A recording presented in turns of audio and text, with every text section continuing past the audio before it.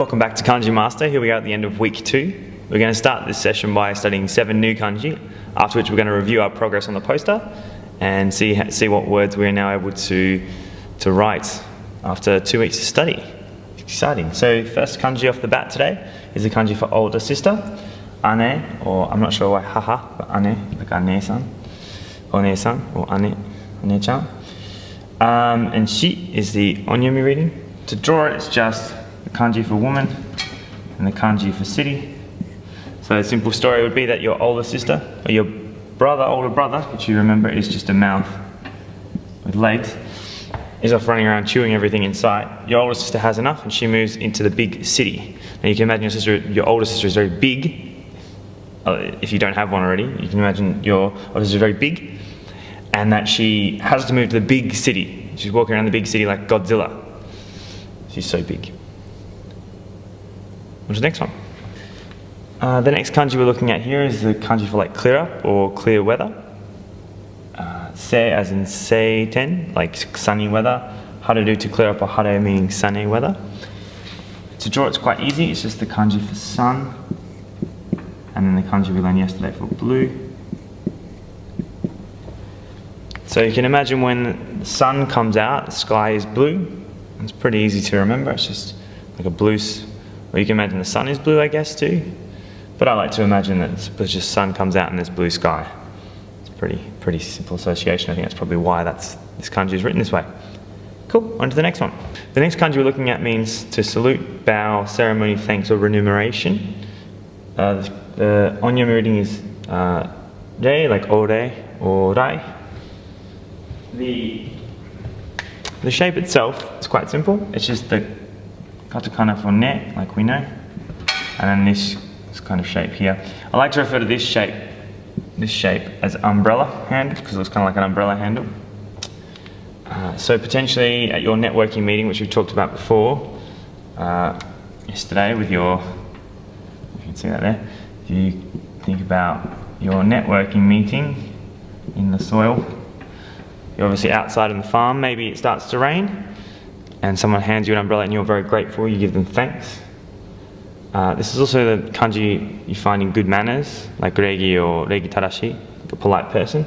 So maybe it's a very not polite person who hands you this umbrella. And there you go, at your networking event, someone hands you an umbrella and you give them thanks. On to the next one. Here we have the 2 gate-related kanji. The top one means to shut or to close. The bottom one means to open or unfold. The top one has an onyomi reading of he and the kunyomi reading of to from tojiru or tozaru and the shi from shimeru or shimaru. To draw it's pretty simple. It's just draw a gate and we draw like a katakana o in there. Maybe when you go to enter the bar or the business that you want to go to and it's heikan, closed for business, it said all the lights are off and on, off, all the lights are off, so it's closed. The bottom one, being open, is kai, like kaikan, hiraku or hirakeru, aku or akeru. Again, the same way, we just draw the gate, and then it's 1, 2, 3, 4.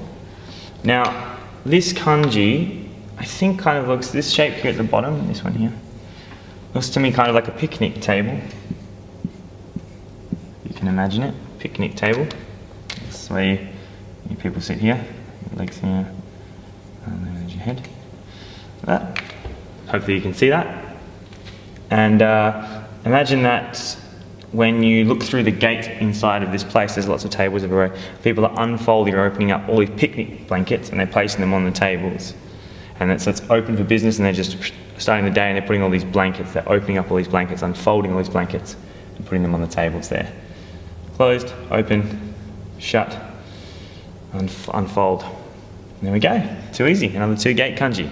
Last 2 kanji for today, both use the antenna air radical that we've been talking about. The top one means dry, kan and hosu or to air out as well. Hosu means to air out, hiru to dry. There's another kanji that means dry that you'll see on like kansoki toka kawaku.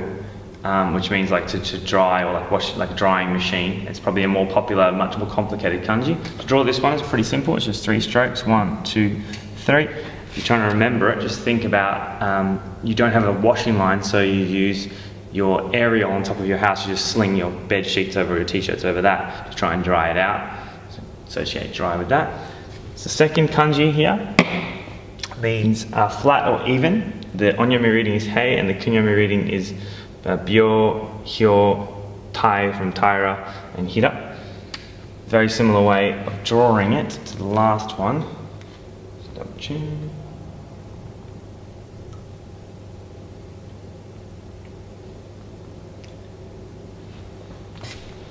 Got 1, 2, 3, 4, 5. 1, 2, 3, 4, 5. The an easy way to remember this one, I'm going to steal this from Wani Kani, yet again referencing it. I'm going to put a link in the description as well to Wani Kani. Essentially this looks like a antenna with 2 horns on it.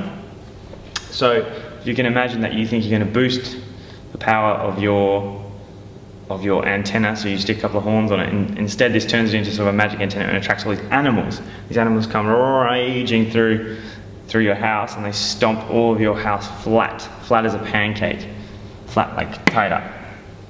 Your antenna with horns attracts all the animals make your house flatten your house. And that's it for the kanji today, so let's have a look at all the progress we've made this week. So there we have it, 2 weeks in and almost 200 kanji down. Pretty amazing. For those of you interested in the post, I'm going to put a link in the description as to where you can buy it. A brief explanation of how it works. There's actually 3 colours of character on here. I don't know if you can see that. The top, the green, represents the N5 and N4 kanji. In the middle of the board, the black kanji represents the N2 and N3. The purple represents the N1, and at the bottom are the kanji that don't appear in any of these exams. As you can see, we've started with a lot of the N5 and N4 content, as these kanji appear more often than other kanji and therefore more valuable to learn in the beginning. I'm hoping to have almost all the N5 and N4 content done by the end of this month. It's going to be my goal, and sort of sets us up to move into sort of intermediate level kanji. Now let's have a look at what we can write after this week's study. So looking at the board, this is not even half the kanji you've learned this week, but we're now able to say summer, winter, spring, and autumn. We've got the verbs to buy, to live, to meet, to work for, to pass, to hit. We've got words like sky and blood, ice, flower, number, and blue. And we're able to write words such as like kaisha-in, meaning company employee. Yeah, it's good work for 1 week, and I think if we just keep this pace up, like I said, we'll have N4 and N5 all sewn up by the end of the month. Exciting. Let's keep studying kanji. See you next week.